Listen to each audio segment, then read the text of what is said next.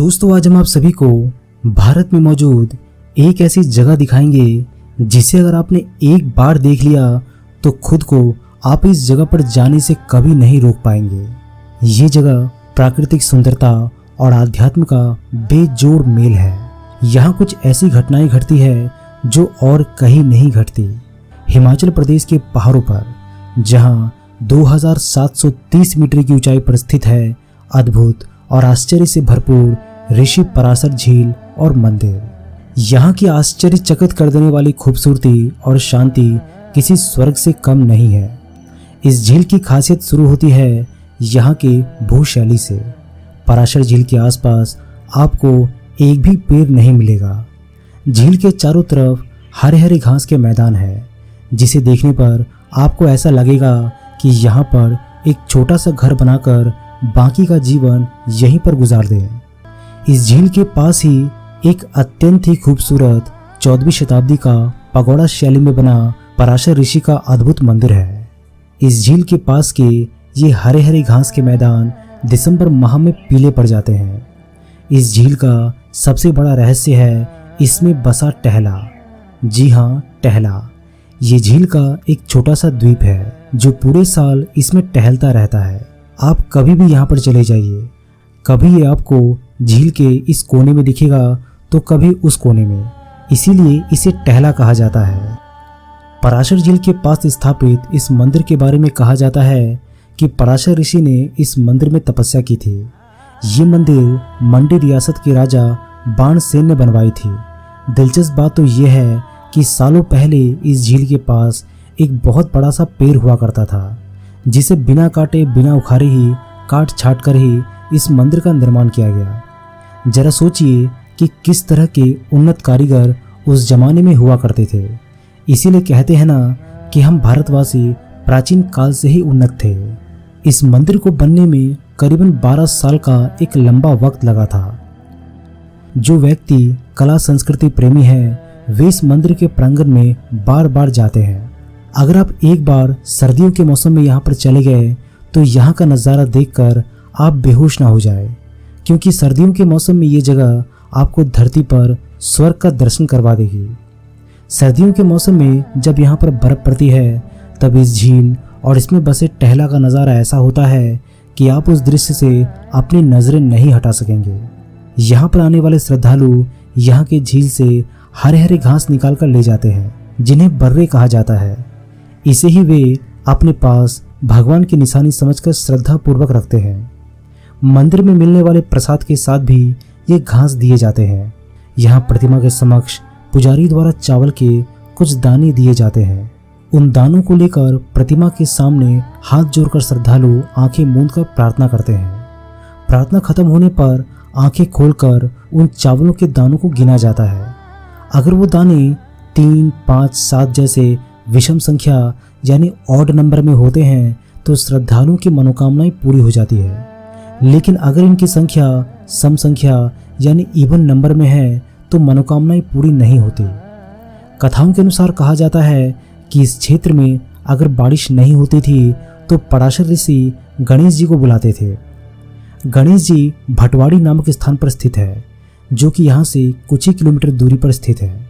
ये वंदना राजा के समय में भी करवाई जाती थी और आज सैकड़ों वर्ष बाद भी हो रही है। झील में मछलियां भी है, जो अपने आप में एक आकर्षण है। पराशर झील के निकट हर वर्ष आषाढ़ की संक्रांति भाद्रपद में लगने वाला मेला पराशर ऋषि के जन्मोत्सव के रूप में मनाया जाता है। दुनिया के सारे झमेलों से दूर पराशर झील और उसके किनारे पर बसा पराशर मंदिर, जिसे देखकर ऐसा लगेगा कि आप किसी सपनों के शहर में स्वयं भगवान के द्वार पर खड़े हैं। इसलिए अपने जीवन काल में एक बार यहाँ पर जरूर आइएगा।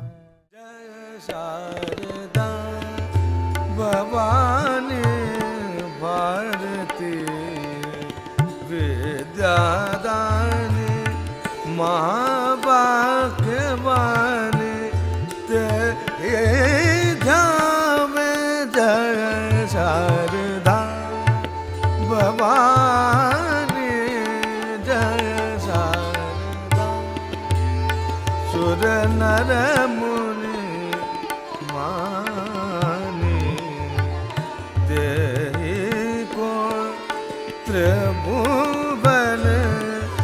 जानी जो जाकी मन इच्छा सोई पुरावे।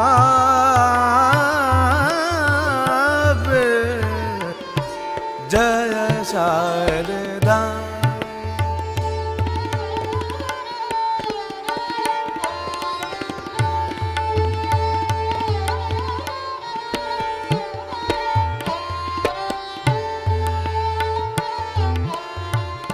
मंगल बुध दानी ज्ञान को निधान वीणा पुस्तक धरनी प्रथम तेई गावे।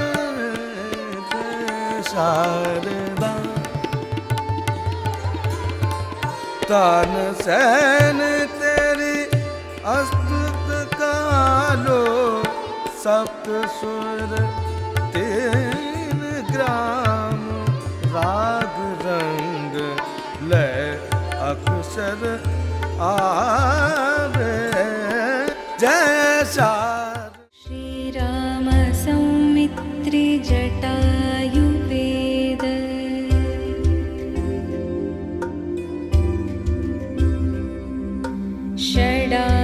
षडाननादित्य कुजार्चिताय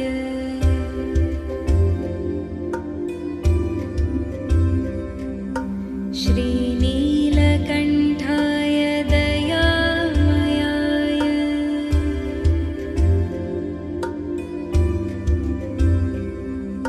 श्रीवैद्यनाथाय नमः शिवाय। श्रीवैद्यनाथाय नमः शिवाय। गङ्गाप्रवाहेन्दुजटाधराय त्रिलोचनाय स्मरकालहन्त्रे समस्तदेवैरपि पूजिताय श्रीवैद्यनाथाय नमः शिवाय। श्रीवैद्यनाथाय नमः शिवाय। भक्तप्रियाय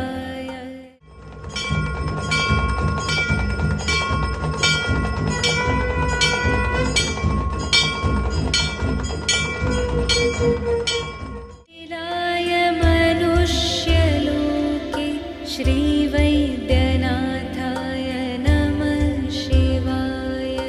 श्रीवैद्यनाथाय नमः शिवाय। प्रभूतवातादि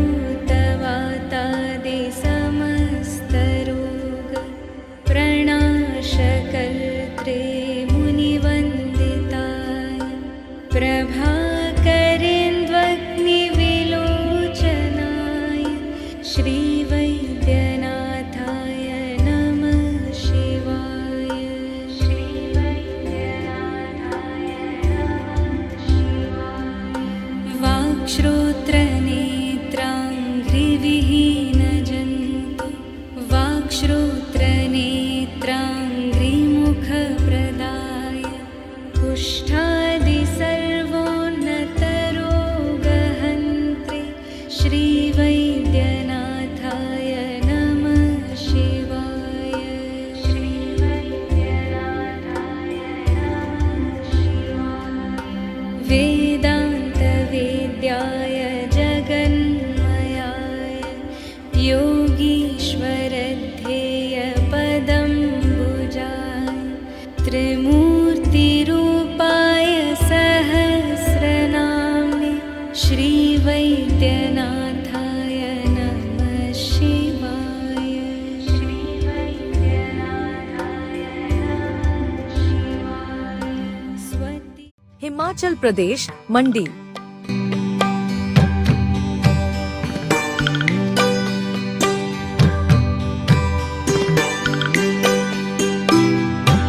This is the place where you get to see lots of Shiva temples, and that's why Mandi is also known as Choti Kashi.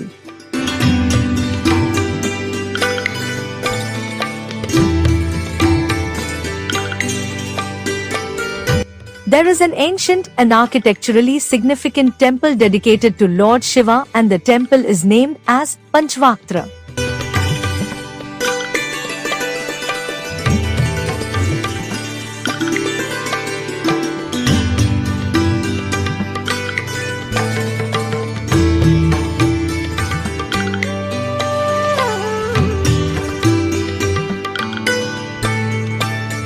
Lord Shiva is depicted with 5 faces, symbolizing his 5 different aspects of forms: Sadyojata, Vamdeva, Aghora, Tatpurusha, and Ishana.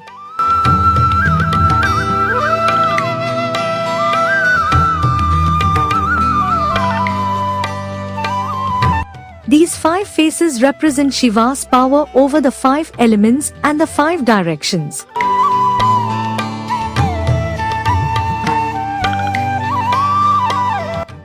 The Panchvaktra temple is believed to have been constructed in the 16th century and showcases the exquisite Shikhara style architecture typical of the temples in the region.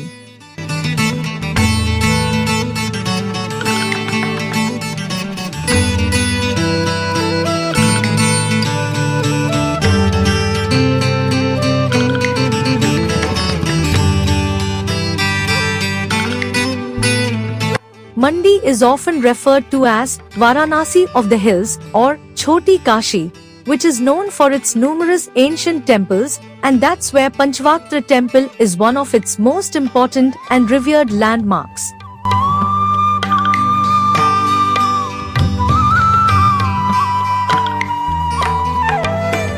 This temple is strategically located at the confluence of the Beas and Suketi rivers, enhancing its spiritual and scenic significance.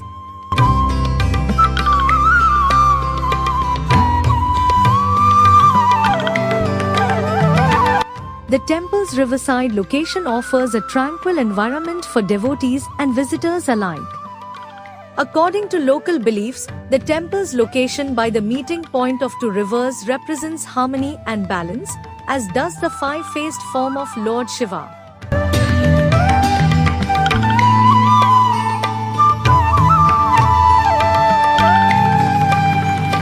So, if you get to see Mandi once, do visit to this temple. अमृतभस्मभृदङ्गभाजं पिशाचदुःखार्तिभयापहाय आत्मस्वरूपाय शरीरभाजं श्रीवैद्यनाथाय नमः शिवाय।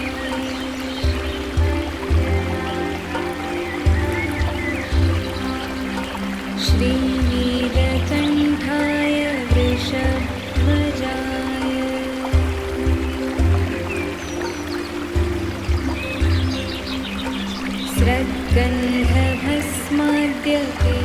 स्रग्गन्धभस्माद्यतिशोभिताय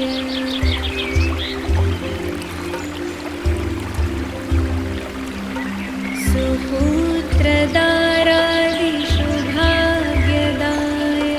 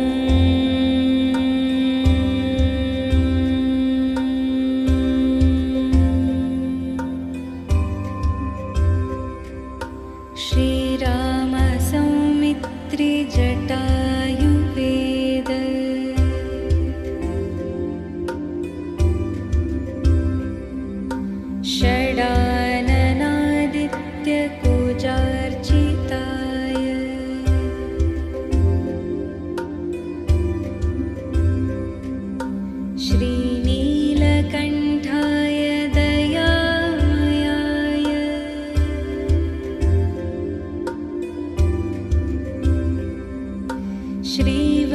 श्रीवैद्यनाथाय नमः शिवाय श्रीवैद्यनाथाय नमः शिवाय गङ्गाप्रवाहेन्दुजटाधराय त्रिलोचनाय स्मरकालहन्त्रे समस्तदेवैरपि पूजिताय श्रीवैद्यनाथाय नमः शिवाय श्रीवैद्यनाथाय नमः शिवाय भक्तप्रियाय त्रिपुरान्तकाय पिनाकिने दुष्टहराय नित्यं प्रत्यक्षलीलाय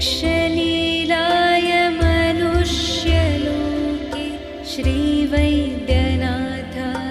नमः शिवाय श्रीवैद्यनाथाय नमः शिवाय प्रभूतवातादिसमस्तरोग प्रणाशकर्त्रे मुनिवन्दिताय प्रभाकरेन्द्वग्निविलोचनाय श्रीवैद्यनाथाय नमः शिवाय श्रीवैद्यनाथाय नमः शिवाय वाक्श्रोत्रने